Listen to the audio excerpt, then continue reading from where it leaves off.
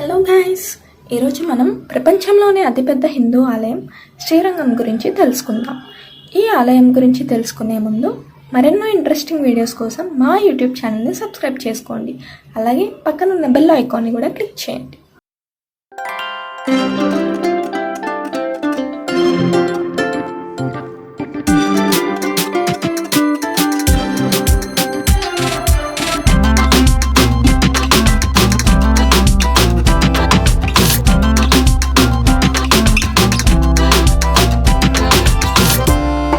శ్రీ రంగనాథ స్వామి ఆలయం తమిళనాడు రాష్ట్రంలోని తిరుచిరాపల్లిలో ఉన్న శ్రీరంగంలో ఉంది.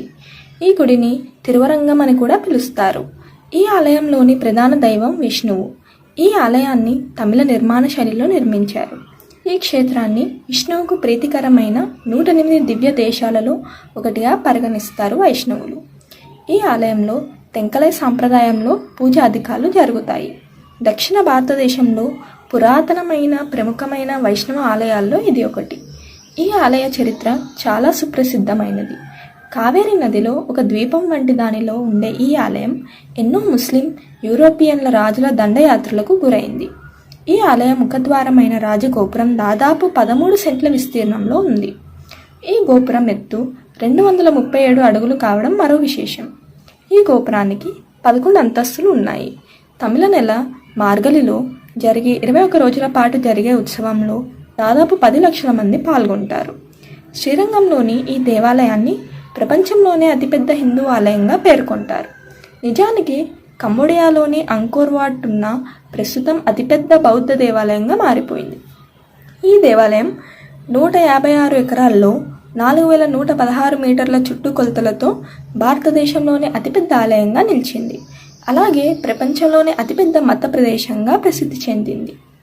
శ్రీరంగంలో పద్మాసనంలో యోగ భంగిమలో కూర్చొని రామానుజులు ఇక్కడ శరీరాన్ని విడిచిపెట్టారు. ఈ కూర్చున్న భంగిమలోనే ఇప్పటికీ ఆ శరీరం కనిపిస్తుంది. ప్రతి ఏటా 2 సార్లైనా ఆయన కోసం ఓ ఉత్సవం నిర్వహిస్తారు.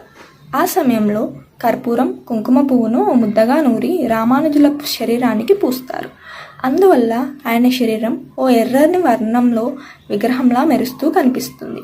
అయితే హారతి ఇచ్చే సమయంలో ఆయన కళ్ళు, గోర్లను మనం స్పష్టంగా గుర్తించవచ్చు.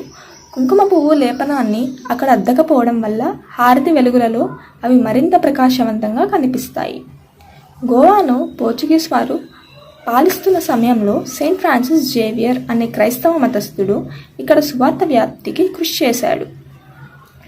ప్రజలకు సహాయం అందిస్తూ క్రైస్తవ మతంపై నమ్మకాన్ని కలిగించాడు. ప్రపంచవ్యాప్త పర్యటనల్లో భాగంగా మకావులో క్రైస్తవ మత ప్రచారాలకు వెళ్ళిన ఆయన అక్కడ మరణించడంతో ఆ శరీరాన్ని బసిలికా ఆఫ్ బామ్ చర్చ్కి తరలించారు. క్రైస్తవ మత వ్యాప్తిలో జేవియర్ చేసిన కృషి గుర్తుగా ఆయన శరీరాన్ని ఓ గాజు పెట్టెలో ప్రత్యేక మూలికలతో కుళ్ళిపోకుండా భద్రపరిచారు. దీంతో ఈ చర్చ్కి ప్రపంచవ్యాప్తంగా గుర్తింపు లభించింది.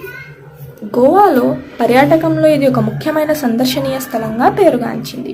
అయితే ఈ ప్రదేశానికి వచ్చిన ప్రాచుర్యం దీనికి ముందే శ్రీరంగంలో ఉన్న రామానుజాచార్యులు దివ్య దేహానికి మాత్రం లభించలేదు. అందుకే అతి కొద్ది మందికి మాత్రమే తెలిసిన రహస్యంగా ఇది మిగిలిపోయింది. కాబట్టి శ్రీరంగం పర్యటనకు మీరు వెళ్ళినట్లయితే రామానుజుల పవిత్ర దేహాన్ని తప్పక సందర్శించండి. ఈ వీడియో కనుక మీకు నచ్చినట్లయితే do like, share and subscribe to my YouTube channel.